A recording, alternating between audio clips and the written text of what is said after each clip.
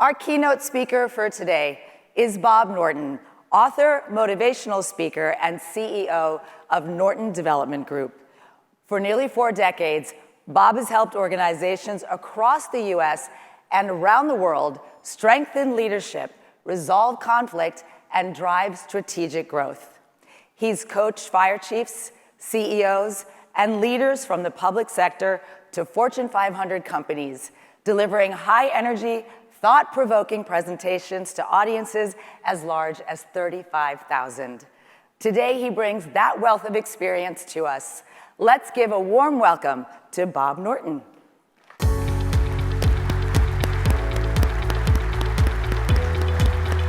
Morning, thank you.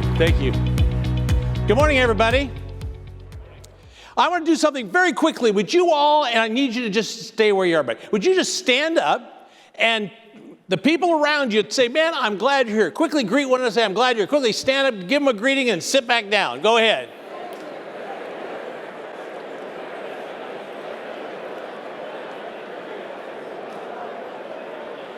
All right. Okay. Go ahead and sit down. All right.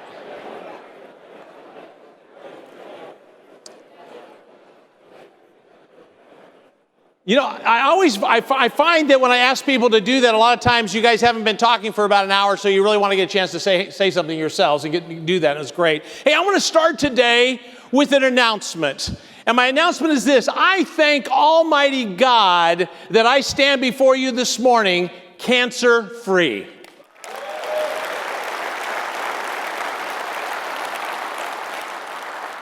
There's a lot of you in this room that I do work with over the years, and you know that I spent the last 2 years fighting stage 4 cancer.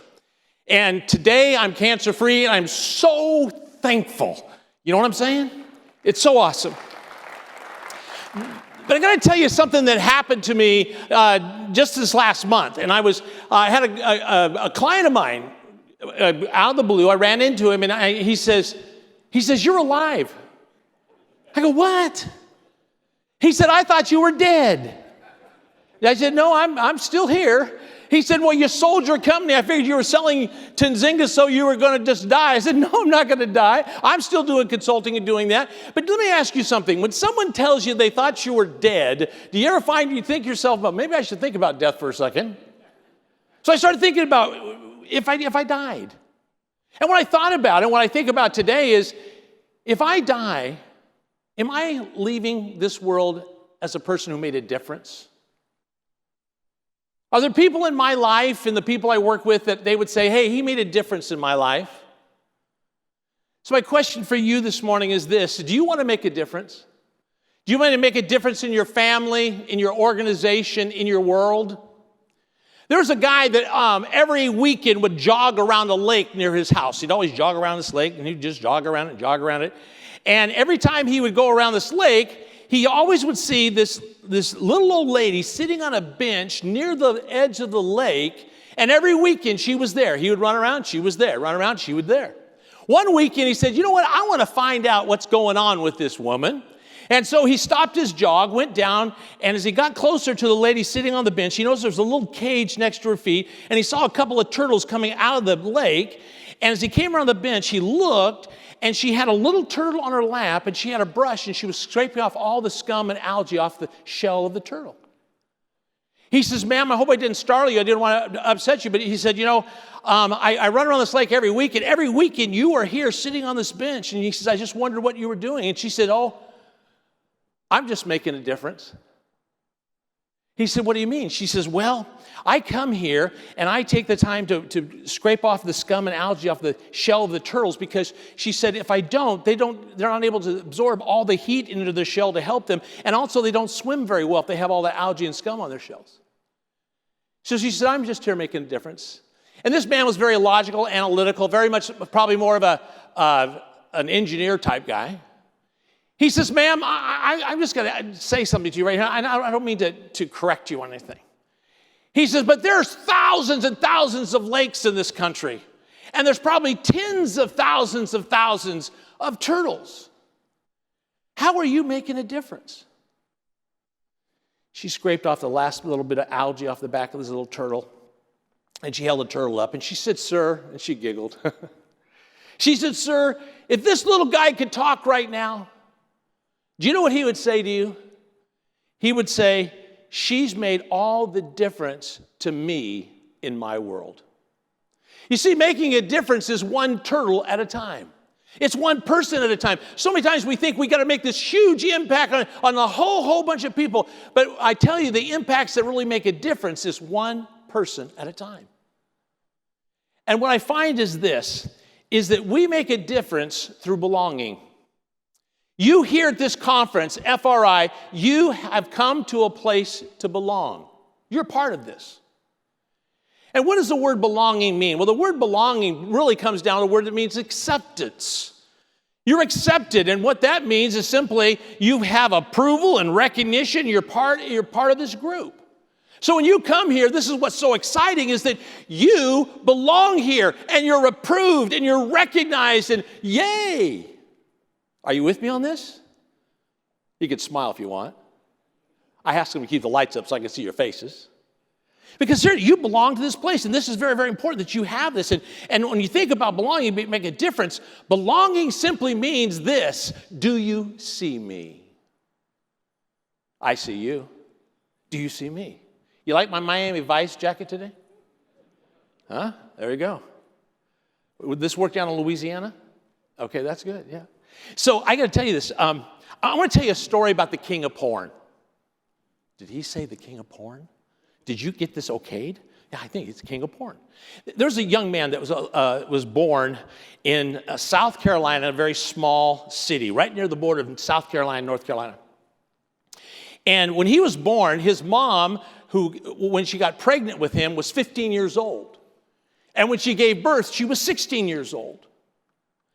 And his biological dad wanted nothing to do with his mom or with him.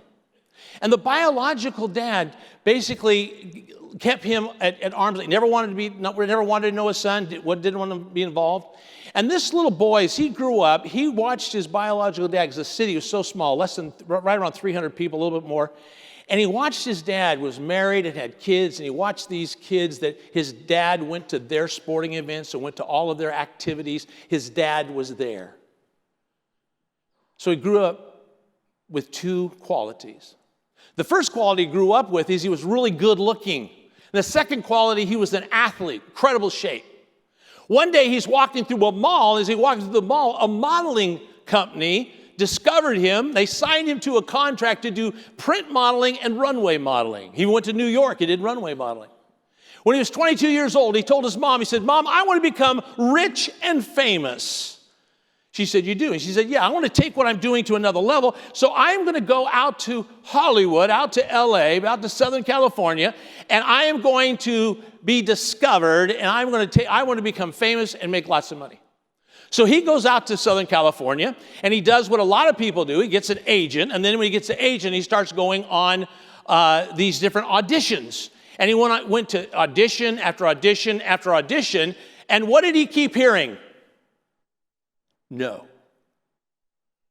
And he also did something else that he thought would be smart. He did what a lot of actors or wannabe actors do. He got a job at a very nice restaurant. He decided, I want to go to the restaurant where I know the producers and directors will be there. I know there are going to be actors coming in. And maybe when I'm waiting on them, they'll discover me and say, "Man, we want to put you in a TV show or a movie." He said, "That's what I'll do." And so as he worked at this restaurant, one night, 3 gorgeous women walked in. And he thought, "Man, if I could just one of their phone numbers, it'd be great." And they sat in his section. He said, "This is awesome." So we started waiting on their table, and they looked at him, and they said, "Hey, have you ever thought about acting?" He said, "I have. In fact, that's why I'm here." And he's thinking to himself, "This is awesome." And he says, "I have." And they said, "Well, we think you would do great." And he said, "Well, thank you. That's why I'm out here in Hollywood. I want to be an actor." Then they said to him, "Have you ever thought about doing porn?" He said, "What? Have you ever thought about doing porn?" And he said, "Well, no." "Well, we think you would do very well in porn, and you would make a lot of money and become really famous." He continued to wait on him throughout the night. Before they left, they gave him a card, and they said, "If you call our agent, we think you will enjoy a life of fame and a life of wealth if you could do porn." And he didn't think he was going to do anything about it. He put the card on top of his dresser, continued to go on auditions, continued to get no's. Have you ever found something in your own life, folks? When you keep getting no's, you start thinking, well, maybe I need to do what I don't really want to do, but I want to do because I got to do something. But I always tell people, every time you get a no, you're that closer to a yes. Are you hearing me? Every time you get a no, you're closer to a yes. But he picked the card up and he says, I'll call this. He called the agent. And the agent asked him 2 questions when he talked to him on the phone. And both questions will allow the agent to know if he could hook this guy to actually get into porn. And the first question was this: tell me about your family growing up. He said, well, I had no dad. It's just my mom and me. My dad rejected me, didn't want anything to do with me. And of course, the agent goes, got him. And then he said, what do you want out of life? He says, I want to become famous and rich. He says, I can help you do both those things. He said, I'll tell you what, why don't you come down and just do one shoot. Do one video shoot, do one. And you do that one, and we'll just see what happens from there. He said, okay. So he decided to go down and do it. And I won't tell you all the graphic detail of what happened. But he goes down there, and he's there, and he does this thing, they do their thing. And what happened within 2 weeks, the video that he shot went viral all over the world. He said, and then he got 2 phone calls he didn't want to ever receive. The first one was from his agent saying, we found out that you're doing porn, and if you're doing porn, we do not want you a part of our agency. We're firing you.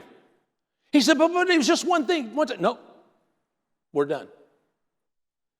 And then he got a second phone call he never wanted to get. His mom called him. She said, Uncle Joe was in the factory working, and then little Billy Bob came walking up to him and said, hey, do you know your nephew's doing porn? She says, you're not doing porn, are you? You're so much better than that. He says, Mom, I only did it one time. But you know, it's always that one time that becomes a second time, a third time. And he ended up going on and doing over 1,000 porn movies and videos. Made a lot of money. But one time he was down in Atlanta. In Atlanta, he was shooting a after-hours movie thing for HBO.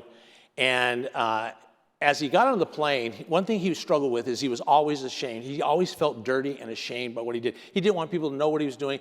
He just always felt that guilt, and it was always with him.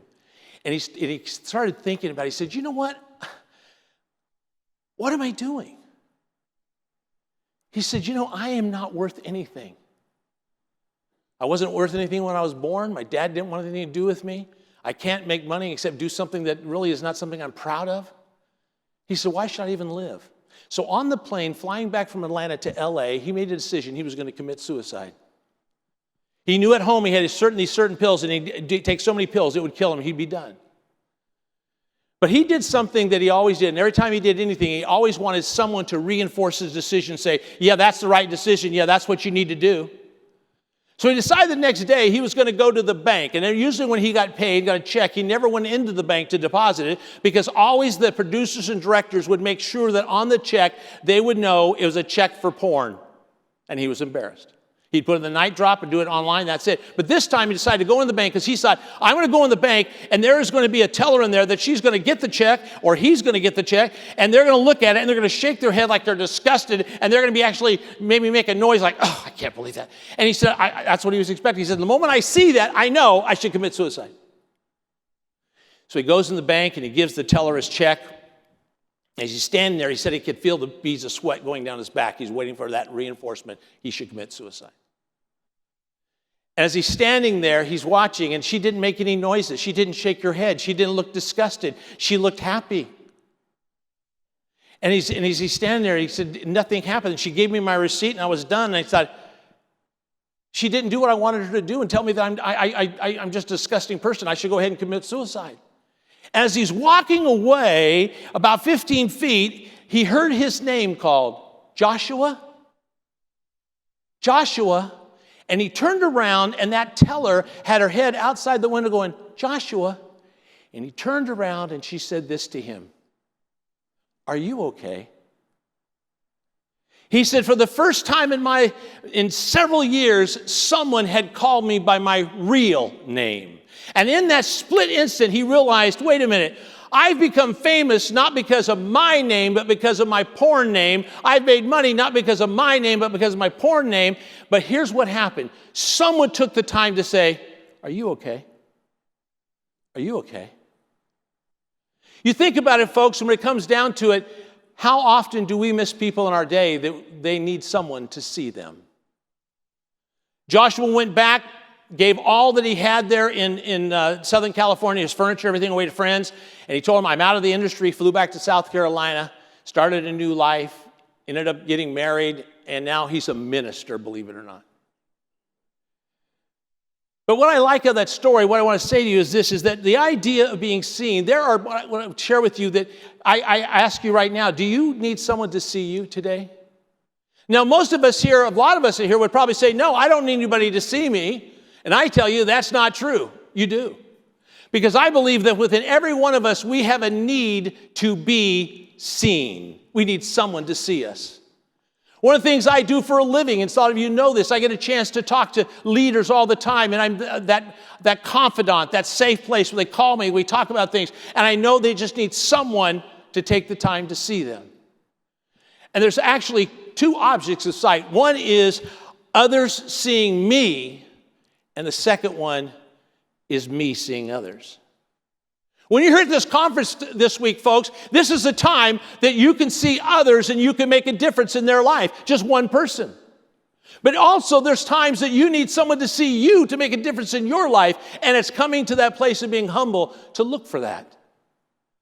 But you see, what I find, we get blind, and we get blind by several things. The first thing is we get blind by worry. Let me ask you a question. What do you see when you worry? When you worry, all you see is that thing that's concerning you, and that's all you see. You don't have time to see other people, and you definitely don't have time for them to see you. We also get blind by fear. There's some of us are living our lives right now in fear, and we're struggling. We're saying, what I do? All I see is this fear because I'm waiting for the other shoe to drop. I'm waiting till they're to discover that I'm not really who they think I am, and we struggle with this fear. But what happens is all we do is look at the fear. We also are blinded by our ego. I'm going to tell you, this is something I found in the fire service that has really been a concern, because I find a lot of leaders in the fire service are blinded by their ego. We're so insecure that our ego gets in the way, and we want people to see us a certain way. We have to be a certain way. We got to have this perception, and we get to the point where we're insecure, and we start getting jealous of other people, other chiefs, other folks, because we want the recognition. So the whole ego thing gets in the way. And when that gets in the way, folks, you're never able to see others the way you need to see them, and they're not able to see the real you. The other way is busyness. A lot of us in this room, we're so busy. We're busy. And if we're not busy, then we think we're not being productive. And if we're not being productive, then we don't have value. But our busyness gets in the way because we think we've got to stay busy. And the truth is, sometimes we just need to stop and rest. And also failure. I meet a lot of chiefs that they still remember the failure that happened years ago. And guess what? The people around them don't remember it, but they remember it. And they go over and over and over the failure. Some of you in this room have failure in your families, and you just don't want people to know about it, and you struggle with it, but it's there. Some of you have failure when you're dealing with your employees and people you're working with, and it's there. So you're not able to see anything because you keep looking at the failure. That's all you see. And sometimes when we see people that need to be seen, all we see is their failure, and we just get stuck looking at their failure instead of seeing who they are. And the last one is success. Sometimes our success, we get drunk with success. And sometimes it's twofold. One is we want to be successful, so we're constantly striving to be successful, and we don't think we really arrived. And so that blinds us because that's all we're looking at. And sometimes we do become successful, and we keep riding that idea of being successful here, and we think that's going to keep carrying us through, but we don't understand that we can continue to climb and grow and make a difference in our success. But what I think really, truly blinds us is our identity. You see, a lot of us in this room, we hide behind false identities. And what we do is we hide behind the identities because that's what we think people will see. And the one is we hide behind our failures, and our failure becomes our identity. And so a lot of times we don't do the things that we can do because we keep hiding behind the failure because we think, well, I really can't do it because I failed here. And I say to you, no, it's not true. You can and you will make a difference. We also hide behind our successes. And our successes become our identity, and that's what we look at. We want everybody to see our successes. And so sometimes we wear our successes externally to the point where, well, look how successful I am. The truth is, I don't need to see how successful you are. I don't need to see what kind of fellow you are. I want to know the real you. We also hide behind our decisions. I find a lot of chiefs, a lot of people I work with have such a hard time making a decision, and they take forever. The greatest leaders I worked with, and I've worked with CEOs of major corporations in this country, and the ones that are the most effective are the ones that can make a decision and they move. And sometimes they make a decision that's incorrect, but they don't beat themselves up with it. They fix it. They go on from there. But when we hide behind our decisions, what happens is we're not really showing ourselves because we get so paranoid, I'm going to make the right decision, wrong decision. And so we hide behind that because that's our identity, because that's how people are going to see the kind of decisions I make. And I tell you, folks, they want to see more than that. We also hide behind our bank account. Do I make enough money? Do I have enough money to make a difference? Am I okay? Can I buy the right car, the right truck, the right whatever? And we hide behind our bank accounts. I don't care about your bank account, I care about you. And sometimes we hide behind the size of our organization. I have chiefs sometimes tell me, I say, how big is your organization? Oh, it's small. I say, no fire department in this room or in this country or other countries that are here is too small. I tell you right now, I don't care how many people you have in your department. I don't care how many, if it's a volunteer department or full-time, you have something that's significant because you're here to make a difference in lives. Don't talk about the size of your department and be embarrassed about or be great. I'm going to, 3,000 members or whatever. The truth is, it's not the size of your organization. It's you, I want to know. And the last one is our pain. I find so many people I talk to in these days, they're full of pain. And they hide behind the pain. The pain is what becomes their identity, and it's all connected to them. It's hard to let go of it. But the truth is, your identity is not your pain. But what we need to understand is that when you have a place to belong, you don't have to hide behind a false identity. You can be you. Folks, you have a place to belong. It's FRI, Fire Rescue International. You belong here. You don't have to hide. You can be you. Thank you. And you don't have to be boring. But you be you. Because I can tell you this, is when it comes down to it, if I could be me and you could be you, we can take the time to see each other, and I could say, do you see me? And you say, I see you. And I can turn to you and say, I see you. But I want to talk about how we allow others to see us. We allow others to see us, and how not only for others to see us, but how we can see others. The first thing is this: we need to see FRI as a place of refreshment, relief, and advantage.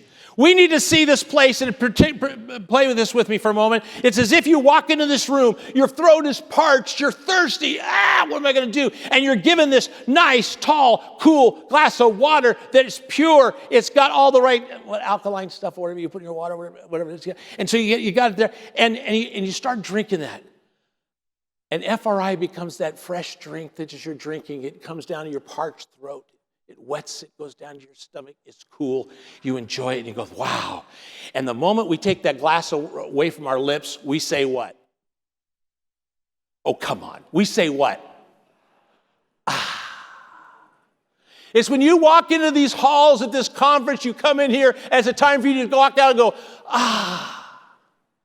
I'm in a place of refreshment. I'm in a place of relief and advantage. Let me explain to you what I mean by this. Can I have all of the retired fire chiefs in this room please stand? All retired fire chiefs, please stand. You stand up. I want to see all my retired fire chiefs.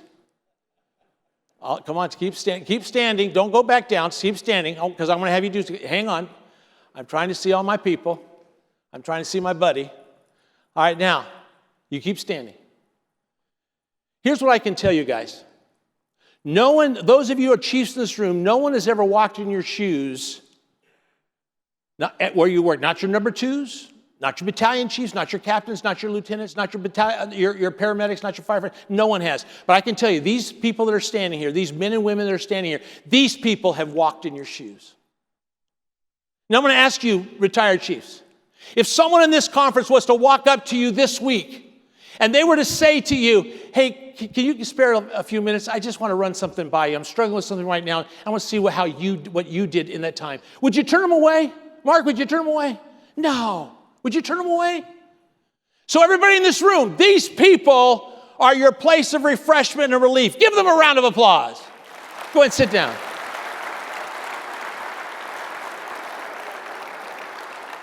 I'm not done yet. No, you guys can sit down. I love that you want to stand. I love that, man. That's awesome. Here's what I want all of the current chiefs to please stand. All the current fire chiefs, please stand. Y'all stand up. Woo, look at this. Let's give them a round of applause.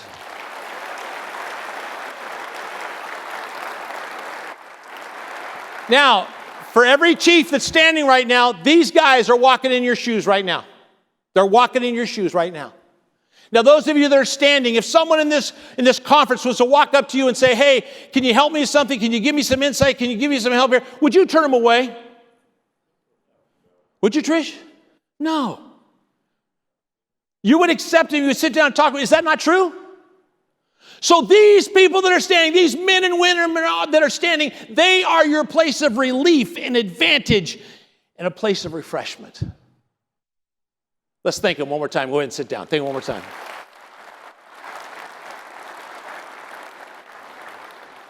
So look at this week as a place that you're going to get a lot of refreshment, a lot of great advantage. But also, we need to see with our eyes, our mind, and our heart. A friend of mine years ago, do you remember when the cops show first came out, the cops, they would follow them with cameras, and they would arrest people? You guys know what I'm talking about? Okay, it may be still on. I don't know if it is or not. Well, they decided to do one for the fire service. They're going to follow paramedic and firefighters around. And it actually started with my friends in my friend's station. And he said he got there, and they had a van that followed him with a camera, and then they had a camera in the truck, and they were going, and he said that we before we went to any of our first call, we sat down, we talked to the cameraman, and we said, hey, I hope you know that we go on some calls that people get, it can be really ugly, it can be really brutal what you see. And can you handle that? And the cameraman, I can handle, I've been to wars, man, I've been on wars, I can do it, no problem, I got this covered. So, okay. Then there was a call. Got in the call, got up, went to the accident. And there was a 4-lane interstate, with 4 lanes this interstate, and a husband and wife got in an argument. The wife got upset with the husband, and she took the steering wheel and she jerked it. The husband went over one lane trying to correct it, went over the other lane, went too far, jumped over the median, and went head on to a little Toyota that carried a mom and 2 children.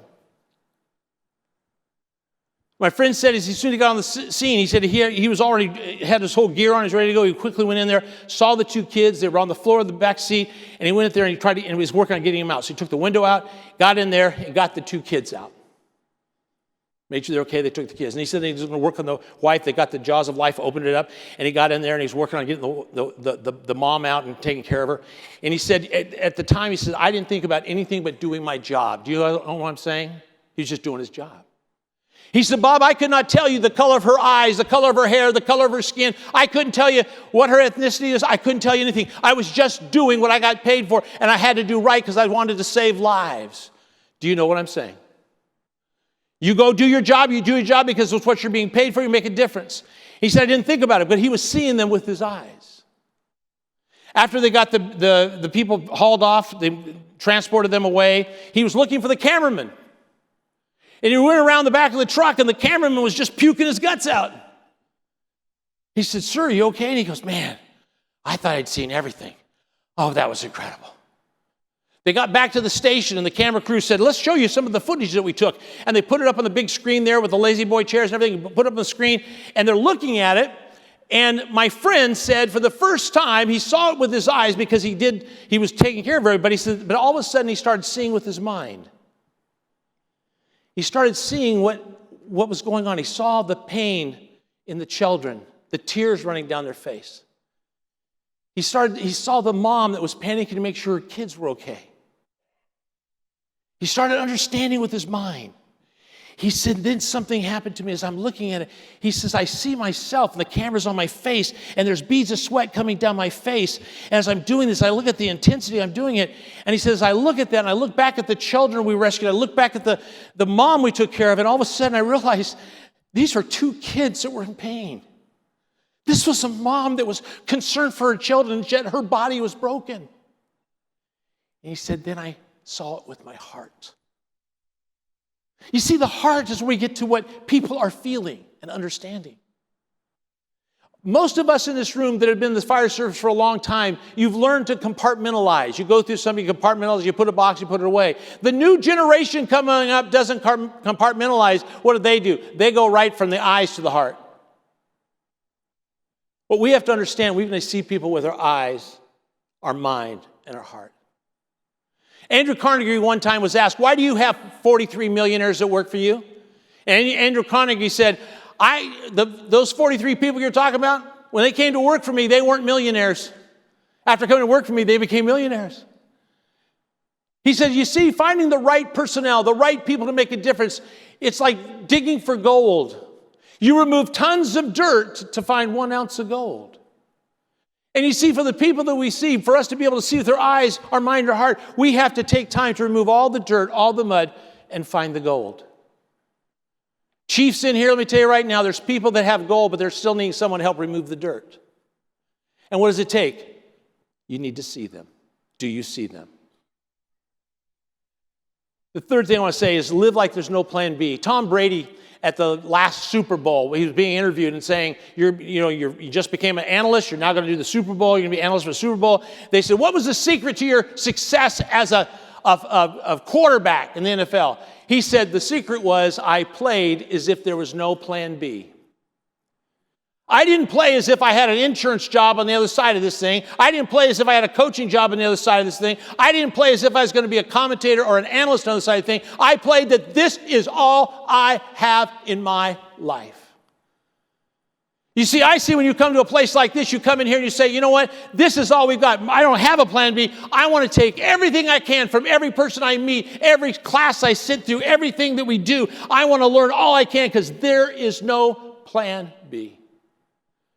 Some of you know this about me. I do a lot of work with the NFL and Major League Baseball and NHL.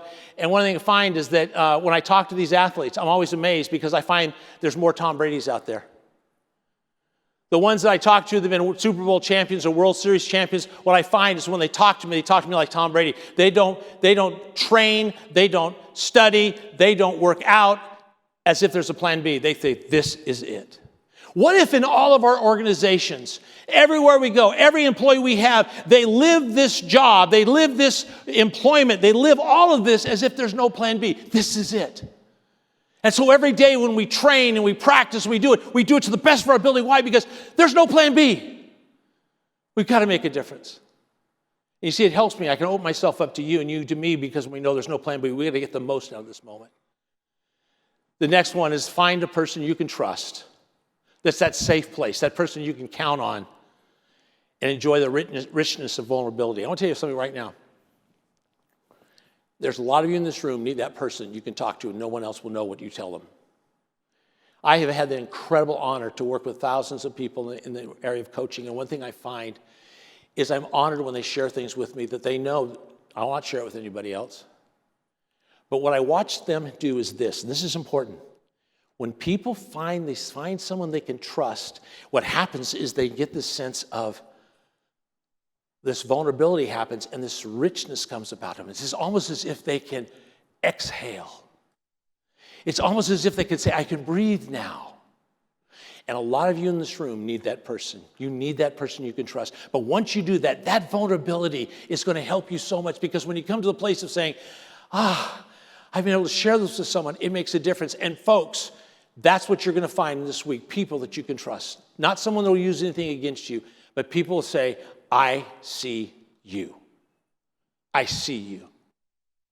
I see you guys with the red coats up there. Beautiful. I see you guys in the blue shirts here. Awesome. Way to sit up straight today. I see all you board members here. I see you. And you see, the one I know is this, is that where you are struggling today, find the person you can trust and enjoy the richness of vulnerability. How we need that. A friend of mine sat in a Metro Chiefs conference last year. Little did he know as he was sitting in that conference that 5 months later, he was going to find out through a news report that the mayor was letting him go. I was fortunate enough to actually get notified immediately, and I called him up and I said, hey, are you okay? And he says, Bob, I don't know. He said, I'll be honest with you, I've not even talked to the mayor yet. I don't know what's going on. As I talked to him, I could tell there was a little bit of this whole not knowing what to do, and he says, can I talk to you tomorrow? I said, sure. We ended up talking the next 2 days we talked, and here's what I want to point out to you is, because he knew he could trust me, he knew he could pour himself out to me, he could talk, he could be angry, he could be ticked off, he could feel what he can feel. It helped him to make a wise decision, a decision of integrity, a decision of professionalism, a decision that made a difference in his life. You see, a lot of times what happens is when we feel hurt and we feel that someone doesn't care, our tendency is we don't take the time to open ourselves up and maybe unload on someone else that we can work it through. We then lash out and we do some stupid things. But my friend didn't do that. He took the time to unload, work it through, and make a wise decision. Find a person you can trust and enjoy that vulnerability. And the last point I want to make today is this. Be the bird. Be the bird. You go, well, what are you talking about? I'm sitting in the screened-in porch in my backyard with my wife one morning. We're drinking coffee. We're listening to the birds sing in the trees, and we're listening to them chirp, and we're listening to the waterfall from our pond that's in our backyard there. And as we're sitting there, this is great. I'm enjoying time. And my wife all of a sudden says, she says, I'm going to be the bird. I said, what? She goes, I want to be the bird. I said, honey, I'm not understanding. She said, look at the birds. Look at them flip between the trees and the branches, and listen to them sing and chirp, and they call out to each other, and they fly over to the pond, and they get a drink, and they get themselves all cleaned off, and they come back, and they're flitting around. And she says, watch them. Those birds aren't worrying about anything. They're not worrying about what happened yesterday. They're not so consumed about tomorrow, but man, they're having a ball today. It's like they know they have a place to sleep, they have food to eat, they have fun, they get fun, they play tag, they do whatever else they're doing, and all these birds. And she said, I want to be the bird. I don't want to worry about yesterday and be consumed about tomorrow. I want to be the bird that actually enjoys today. I want to be the bird. And then I said to her, I said, honey, the greatest man that ever walked on this earth said to a group of people one day, consider the birds of the air, the lilies of the field, the grass. None of those things worry. None of them fret. None of them are consumed with anything but the right now. Why? Because they know the one that created them is taking care of them. And you see, I'll tell you this right now, folks. You be the bird. And you be the bird, and you don't worry about all this other stuff. You allow yourself to be seen. You don't have to hide. You can be the real you. Come to FRI and enjoy a place of refreshment and advantage and in relief. Take the time to see with your eyes, your mind, and your heart. Live as if there's no plan B. And find that person to trust and enjoy the richness of vulnerability. And enjoy being the bird and enjoy today. Folks, I want to thank you. You've been a great group. Thank you so much for allowing me to be with you. Thank you.